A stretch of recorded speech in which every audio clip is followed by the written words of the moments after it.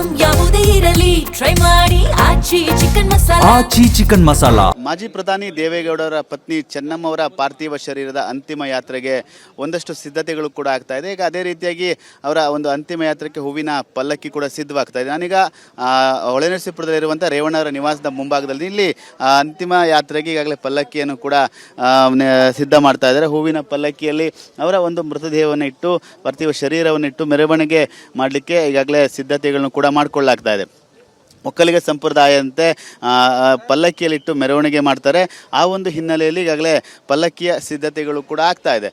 ಇನ್ನೇನು ಕೆಲವೇ ಹೊತ್ತಿನಲ್ಲಿ ಅಂತಿಮ ಯಾತ್ರೆ ಕೂಡ ಆರಂಭವಾಗುತ್ತೆ. ಆ ಒಂದು ಹಿನ್ನೆಲೆಯಲ್ಲಿ ಹೂವಿನ ಪಲ್ಲಕ್ಕಿ ಕೂಡ ಸಿದ್ಧವಾಗ್ತಾ ಇದೆ. ಈಗಾಗಲೇ ರಥಯಾತ್ರೆ ಮೂಲಕ ನಿನ್ನೆಯಿಂದಲೂ ಕೂಡ ಅವರ ಅಂತಿಮ ದರ್ಶನಕ್ಕೆ ಸಾರ್ವಜನಿಕವಾಗಿ ಅವಕಾಶವನ್ನು ಕೊಡಲಾಗಿತ್ತು. ಅದೇ ರೀತಿಯಾಗಿ ಹೂವಿನ ಪಲ್ಲಕ್ಕಿಯಲ್ಲಿ ಅವರ ಒಂದು ಪಾರ್ಥಿವ ಶರೀರವನ್ನಿಟ್ಟು ಅಂತಿಮ ಯಾತ್ರೆಯನ್ನು ಮಾಡಲಿಕ್ಕೆ ಸಿದ್ಧತೆಗಳು ಕೂಡ ಆಗ್ತಾ ಇದೆ.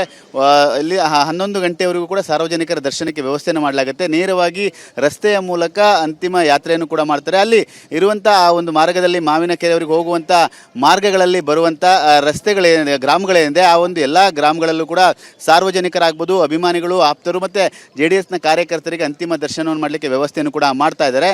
ಅದೇ ರೀತಿಯಾಗಿ ಹೂವಿನ ಪಲ್ಲಕ್ಕಿಯನ್ನು ಕೂಡ ಸಿದ್ಧತೆ ಮಾಡ್ಕೊಳ್ತಾ ಇದ್ದಾರೆ. ಅಂತಿಮ ಯಾತ್ರೆಯನ್ನು ಹೂವಿನ ಪಲ್ಲಕ್ಕಿಯಲ್ಲಿ ಮಾಡಬೇಕು ಅನ್ನೋದು ಅವರ ಕುಟುಂಬಸ್ಥರ ಇಚ್ಛೆ ಕೂಡ ಆಗಿದೆ. ಆ ಒಂದು ಹಿನ್ನೆಲೆಯಲ್ಲಿ ಕೊನೆ ಹಂತದ ಸಿದ್ಧತೆಗಳು ಕೂಡ ಜೋರಾಗಿ ಸಾಗ್ತಾ ಇದೆ.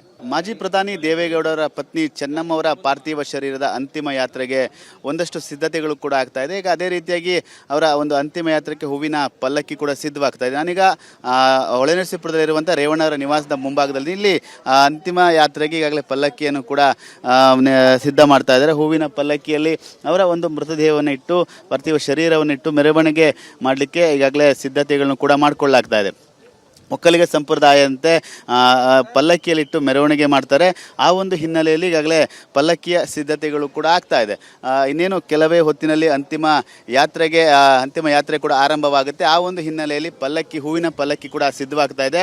ಈಗಾಗಲೇ ರಥಯಾತ್ರೆ ಮೂಲಕ ನಿನ್ನೆಯಿಂದಲೂ ಕೂಡ ಅವರ ಅಂತಿಮ ದರ್ಶನಕ್ಕೆ ಸಾರ್ವಜನಿಕವಾಗಿ ಅವಕಾಶವನ್ನು ಕೊಡಲಾಗಿತ್ತು. ಅದೇ ರೀತಿಯಾಗಿ ಹೂವಿನ ಪಲ್ಲಕ್ಕಿಯಲ್ಲಿ ಅವರ ಒಂದು ಪಾರ್ಥಿವ ಶರೀರವನ್ನಿಟ್ಟು ಅಂತಿಮ ಯಾತ್ರೆಯನ್ನು ಮಾಡಲಿಕ್ಕೆ ಸಿದ್ಧತೆಗಳು ಕೂಡ ಆಗ್ತಾ ಇದೆ.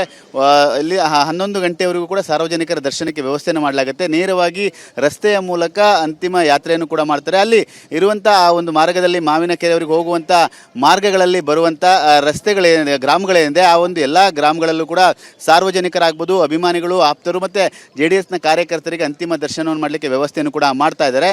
ಅದೇ ರೀತಿಯಾಗಿ ಹೂವಿನ ಪಲ್ಲಕ್ಕಿಯನ್ನು ಕೂಡ ಸಿದ್ಧತೆ ಮಾಡ್ಕೊಳ್ತಾ ಇದ್ದಾರೆ. ಅಂತಿಮ ಯಾತ್ರೆಯನ್ನು ಹೂವಿನ ಪಲ್ಲಕ್ಕಿಯಲ್ಲಿ ಮಾಡಬೇಕು ಅನ್ನೋದು ಅವರ ಕುಟುಂಬಸ್ಥರ ಇಚ್ಛೆ ಕೂಡ ಆಗಿದೆ. ಆ ಒಂದು ಹಿನ್ನೆಲೆಯಲ್ಲಿ ಕೊನೆ ಹಂತದ ಸಿದ್ಧತೆಗಳು ಕೂಡ ಜೋರಾಗಿ ಸಾಗ್ತಾ ಇದೆ.